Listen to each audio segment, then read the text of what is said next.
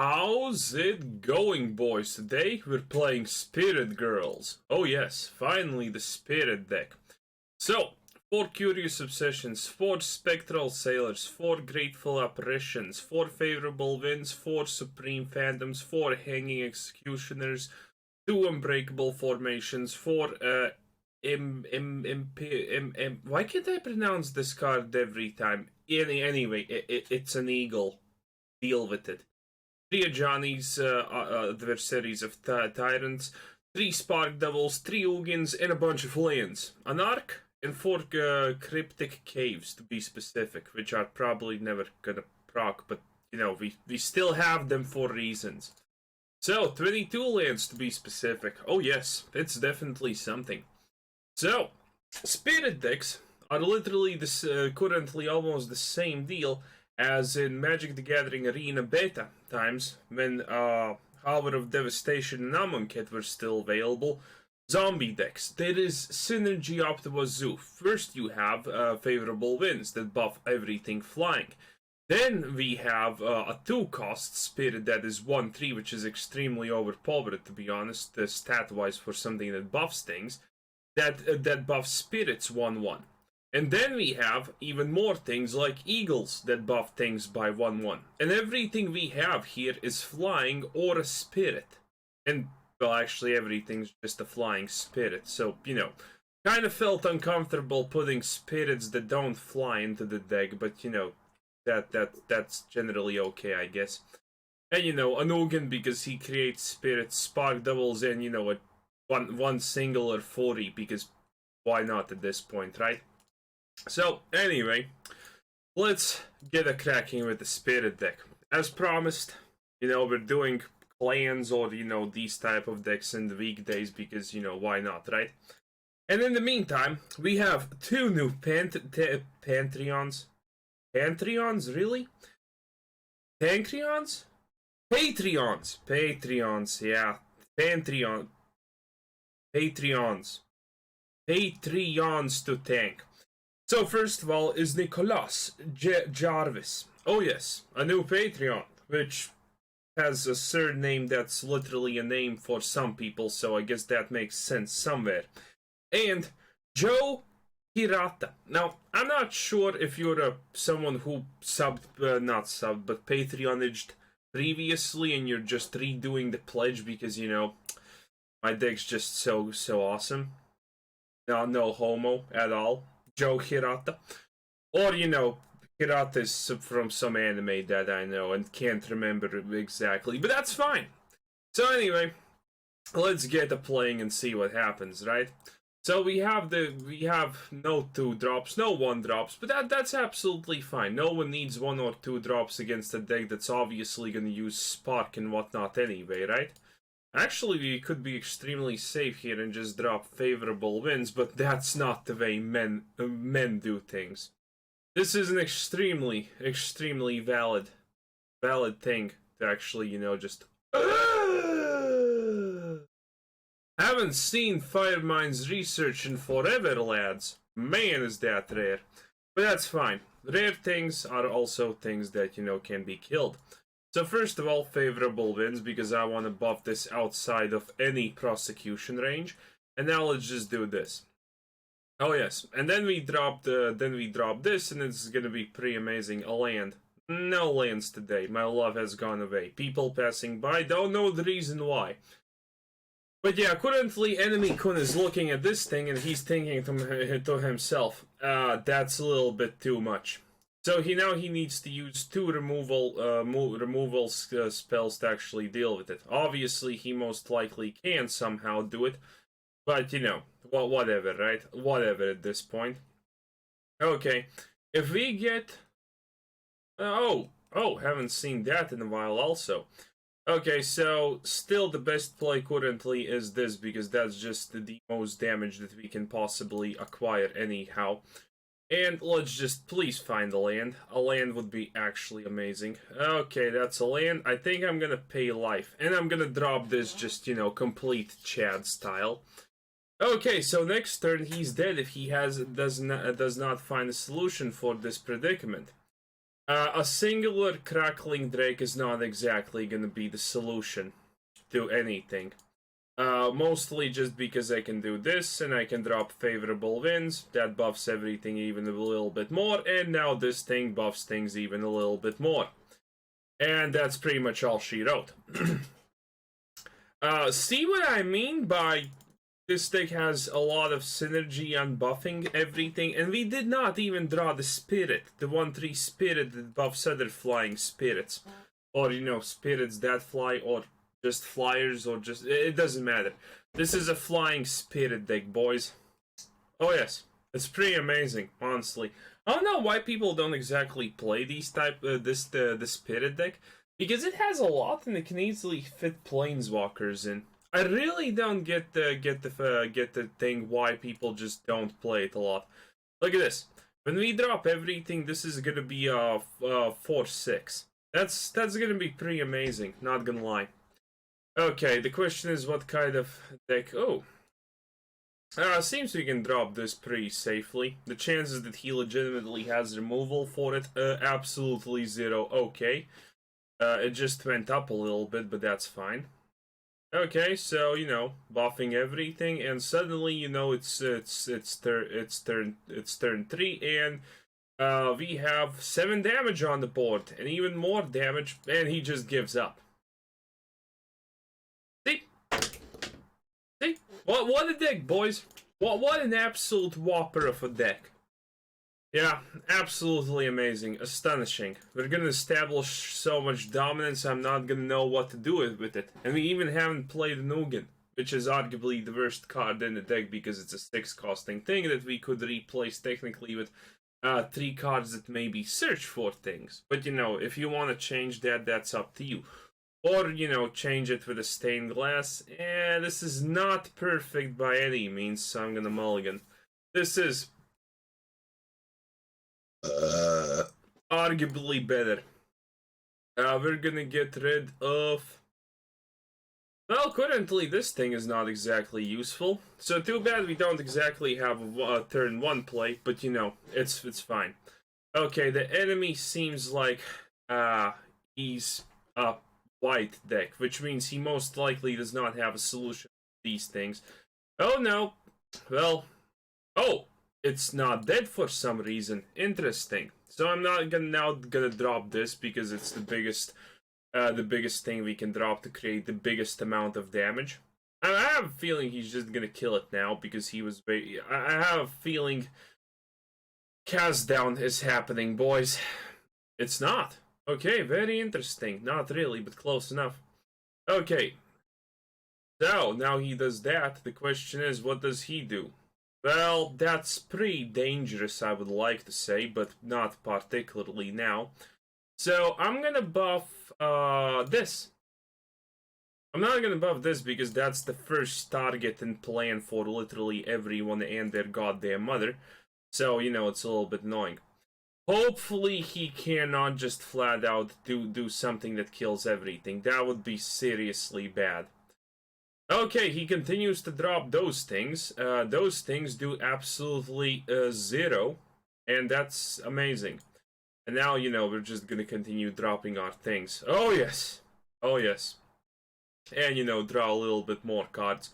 So now he can, and now, you know, essentially there's absolutely nothing he can do now. Oh no, actually Grateful Apparition is maybe arguably the worst card in the deck because its main synergy is planeswalkers and whatnot. So yeah, as you can see, what a deck, boys. What a deck, not gonna lie. Everything's a spirit, everything's flying, everything's getting synergy, and everyone's having a nice day. Except our opponents, who are probably having a horrible day, to be honest. Oh, feels good. You know, that mental destruction and whatnot. Puts a smile on my face. It surely does. Okay, let's see. Favorable wins a spirit to play, a 40 and a spark double. Also, this deck does have the bonus fun part of when you get Ajani out and then you spark double it and the enemies are starting to think about their life decisions pretty rapidly. Okay, the only problem is 22 lands are arguably not enough sometimes. You want 4 lands to coexist in harmony with the world and whatnot. Do 22 lands do that? No, 23 lands do it. But that means I would need to cut 1 card. And it most likely would be a Ugin if I ever actually chose to do so. But currently, not exactly choosing to do. What the hell is this? Well, honestly, I guess it doesn't really matter what the hell that is. So, as always, just gonna drop a Hanging Spirit because it can, well, it also has the benefit of exiling literally anything it sees. So, now Legendary thinks he does cost less to do. Awkward.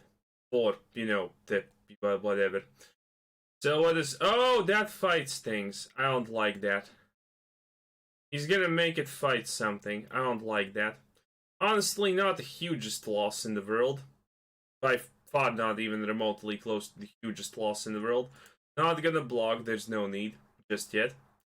Curious Obsessions. Yeah, we're gonna do that. Obviously, again, placing it on that because, you know, this is a target, that is not a target. Please land, please land. Got it, boys. But wasn't even worried for a second. So, yeah. As you can see, we're escalating pretty damn quickly. And next turn, we're escalating an Ajani, and, well, we can't really resurrect anything, this thing with the Ajani, but we can copy something if... Oh! That's cute. Ah.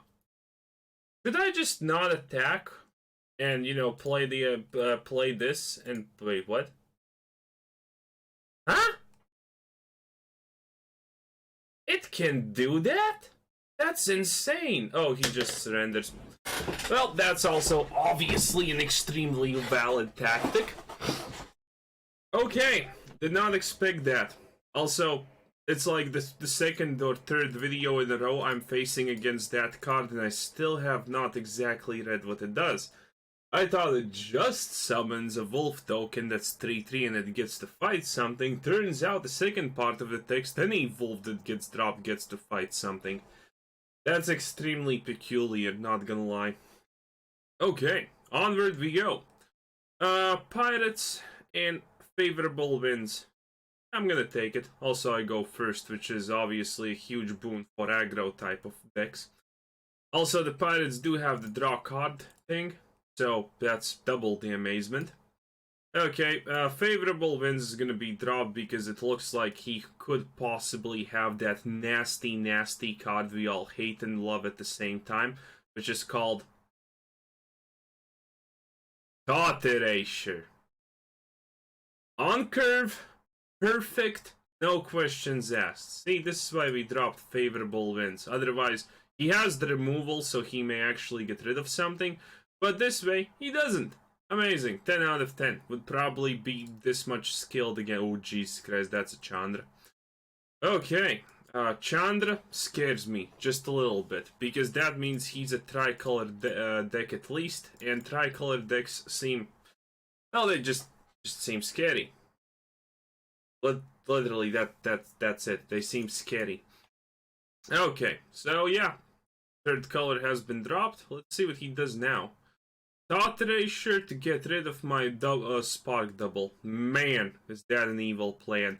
But the good part is, do we even remotely care? No, we don't. Because we can drop these things, and these things, well, we don't drop those things. But you kind of get the point. He currently has 3 mana, and he's risking death in 2 turns if he doesn't kill it the bare minimum this. But the problem is, if you're playing that, you only have, what's it called? Ritual of Sut, which is the only thing that can plausibly deal with that situation. Oh, Jesus Christ, yes. More spirits, ahoy. So, I have a feeling he's gonna use something to, like, cancel out that. Okay, he got rid of 1. Doesn't really matter too much, because, you know, backup plans. Anticipate. You can't really anticipate anything that that saves you, unless it is literally something. So 2 removal skills and he can't. Yep, that's that, you know, he really needed to win. Okay, boys, we got a game on our... Oh god, fucking damn it. Okay, it's my turn to press the concede button. Well, Ain't top decking the most valuable skill I have ever seen in my pitiful life.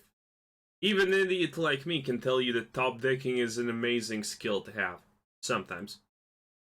Okay, so what's the plan to not lose against a deck that top decks Ritual of Sut? I honestly don't know. Never really had a problem of dealing with Ritual of Sut in my life. No one plays Ritual of Sut. It's a good card, but no one ever plays it. Okay, this has arguably some potential, so I'm just gonna keep it. And we're gonna start off with this thing to confuse our enemies. Okay. So he read what this does because he has no idea, because no sane person actually uses that crap. If we get the 4 mana, we're in a pretty good position, not gonna lie. Because we can double up the Ajani, and we can get this back if it's actually... Oh god, it's a feather deck, boys. It's a feather deck. If I do not draw land, we officially lose. That's just how simple it is. A feather deck has all the removal in the world because it's a goddamn fucking feather deck. More phantoms. Honestly, this doesn't... If I get the 5, I can actually win. But if I don't get the 5, I lose. So I'm actually gonna... Oh, he just surrenders because he did not draw a feather. Well, that's also a good thing, I guess. Woo!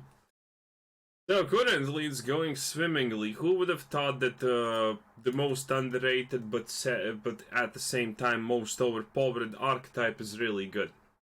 Again, if there's like 3 legitimate ways to buff your creatures you play, and they're all not enchantments and they actually have physical value on the board in terms of damage and blocking, that's a little bit insane. That is pretty much the solution to these type of decks, because you have Vanquishers, Bonnet, Golden something. I don't remember what's it called exactly. Anyway, point being, this is a horrible hand. I'm gonna risk it. So, point pretty much just being that it doesn't exactly matter how many enchantments you can place to buff up your things. It just... Okay, we lose again, it seems like. Well, ain't that just absolute sadness? If we do not draw a white source, we're pretty much screwed, aren't we? Will you drop a healing period? Okay, you dropped something even worse. Congratulations, enemy Kun. I hate you. Officially. Okay, so at the bare minimum now we can do this, and that's gonna be pretty good, because that actually buffs our things, and can't really attack freely, which is good. And next turn we can drop the Ajani, and then spark double the Ajani, and create a whole plethora of degeneracy, essentially. But that's the usual plan, boys. So he most likely doesn't do anything because he is scared of the Eagle and the Phantom. Because it's a Supreme Phantom and it looks like a pretty important Eagle. Logic. I need to get rid of this 100%. The question is, does he have anything to... I think he has. That's actually extremely autistic of me because I'm dropping an Ajani next turn. So yeah, he's probably buffing everything. Yeah, that was kind of to be expected. It's still dead, but you know, doesn't make me feel one bit tidbit good about myself. Okay, what the fuck is that? That's actually seriously problematic. It has Vengeance and Trample, which make that... Oh shit, what the hell am I supposed to do against this? Well, we're doing the Ajani 100%, right? Okay, and then we have... Essentially, we just have one more Ajani. That was not smart. The blocking part was not exactly smart, not gonna lie, boys. Yeah, you equip it for 3, it attacks, it creates problems, but it doesn't exactly do anything other than that. Do I want to save it? That's like the real question of the day. Okay, I save it, it survives with 1, we spark double, we minus this thing back, we're essentially at the same point where we started. So I can't really do that now, can I?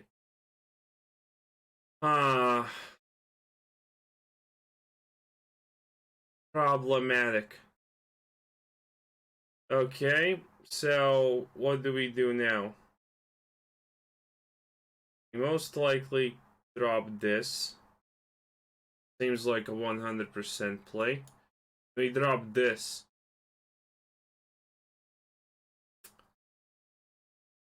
Okay, so yeah, that happens. And we need to kill the angel. Hopefully he does not get what I want, what I feared that he could possibly get, and it's a land. If he doesn't get a land, we're fine, honestly. If he does get a land, we're not fine. Okay, is he gonna buff everything to 2? Because that's gonna be a problem. That means we're gonna have to keep Unbreakable Formation open. If he wants to buff this for 2 and kill everything I own. Yes, he wants to. Okay, that's bad. Okay, that's really bad. Why did I think that I have... Oh, I did have a second Ajani in a way, but you know, whatever, right? Okay, I actually have a solution for this situation. Okay, so here's the solution to this situation. Okay, this should be technically fine, right? Main phase. What the fuck is a main phase? Is attacking a main phase? I honestly don't know, and this actually depends. This has a lot of rolling on it, boys, not gonna lie. So he's most likely gonna block it. That's like the whole plan. Yes, he needs to block it, otherwise he's fucked. He can't allow me to get too much card draw. There's no way he saves it. Okay, so that's obviously extremely good and valuable and valiant and whatever. Okay, so that just happened, and now we use the Unbreakable Formation because he's definitely sacking that thing. Okay, yeah, that's self-explanatory and understandable. Unbreakable Formation it is in that case, right? Yes. Nothing died. Congratulations, enemy-kun. Well, you have the gain life thing, but honestly, that kind of sucks. Okay, so the point now is we create a spark double of this, and technically we're in safe haven.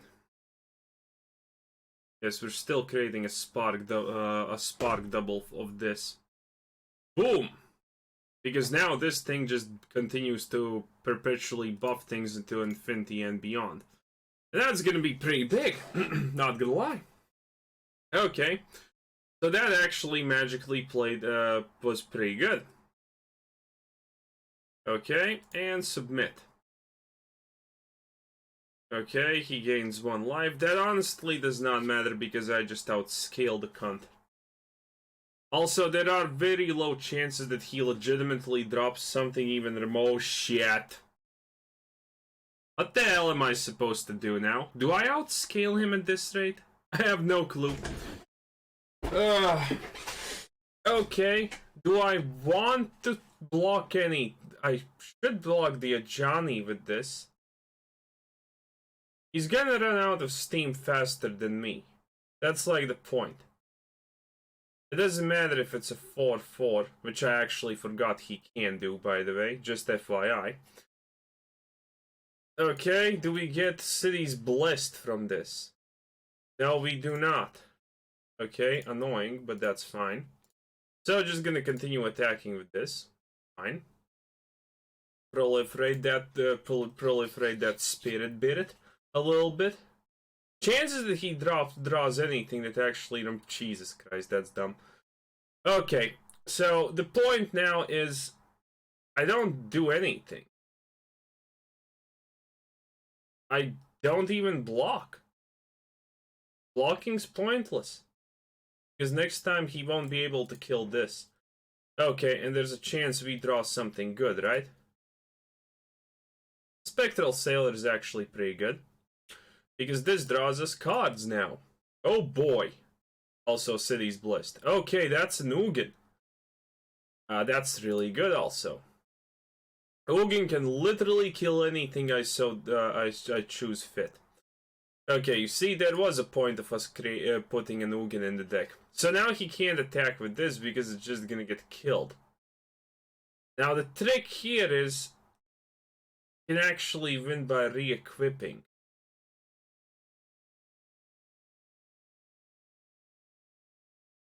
I'm not sure. Okay, he just puts it on the healing pigeon. Ah, that's fine, I guess. Huh.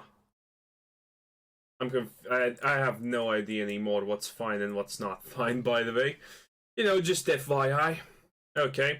All I know is that this healing pigeon needs to die. Because reasons. Okay, I think we also now have exactly enough thingamajigs to just kill him, right? Yes. Exact lethal, by the way, boys. What a time to be alive. Okay, that was a pretty tough game. But a game nonetheless.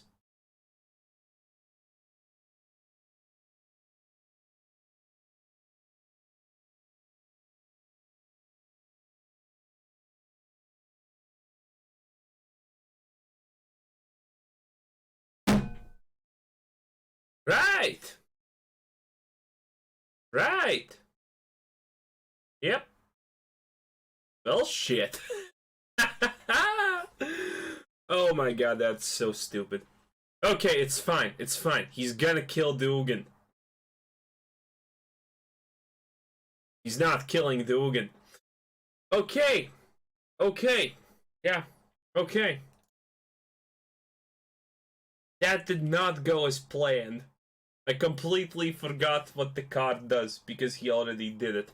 Remembered it for the Ajani's Pride Mate, but completely forgot it for the Ugin. Okay, so let's just open up a pack and pretend nothing just happened. That last game did not even... Okay, a rare wild card. That's actually excellent. So, as you can see, it's a pretty valiant deck. It's a pretty good deck. It has a lot of things, and it has 1, 2, 3, 4. Actually, let's count this as 5, 6, 7, 8. Eight things that buff units. And they're all like valuable targets on the field, so they have extra value. So yeah, anyway. This was Quizzer Sensen. Thanks for watching. Subscribe if you haven't already. Check out my channel, check out the Discord, check out the Patreon, and have a nice day. Bye-bye.